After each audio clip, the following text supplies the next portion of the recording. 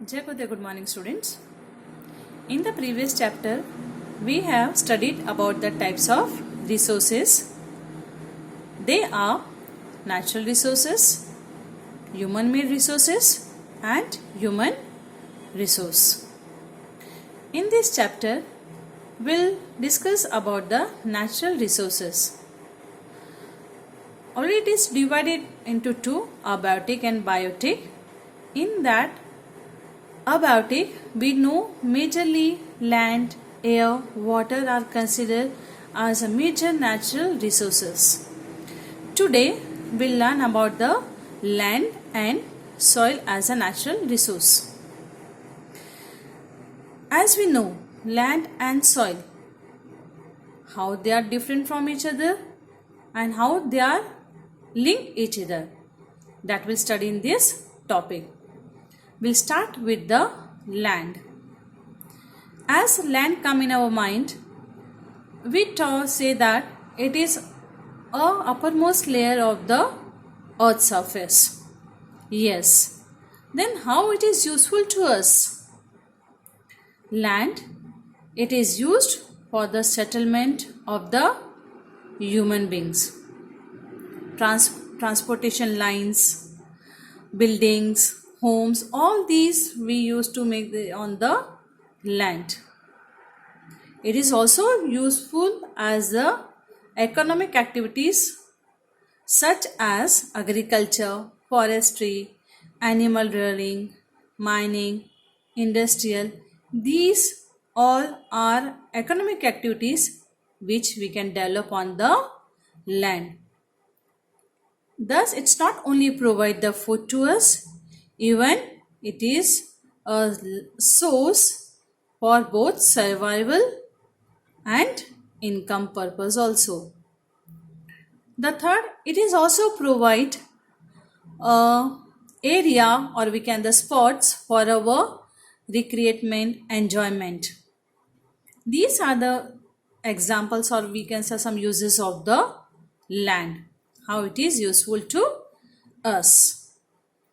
Now the second factor is that is the physical factor of the land.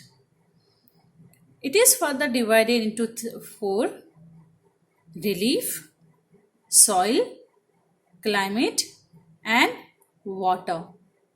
The first in this relief, further it is again divided into plains, plateaus and mountains.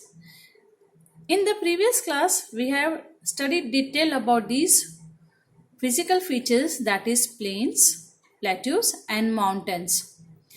And we know that comparatively plains are mostly densely populated area, as it is easy to build the not only for the settlement, even for the transportation.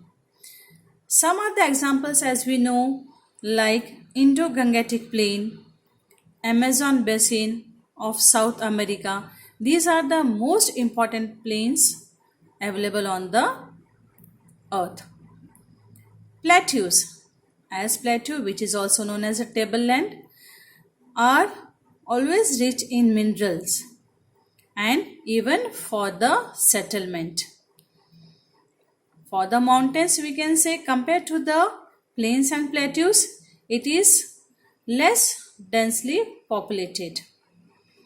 But it is always been attraction for the tourism part. Soil. According to the soil condition, the regions determine its land use. From the soil condition, it is easily come to know which type of land it is, whether it is fertile or infertile. If the fertile, then it will be boon for the agriculture purpose, and if it is unfertile, it is almost a wasteland or only for the grazing purpose of the animals.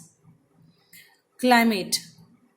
Climate is also a very important part for the physical factor, as depends on the climatic condition of any region for the cultivation of the land.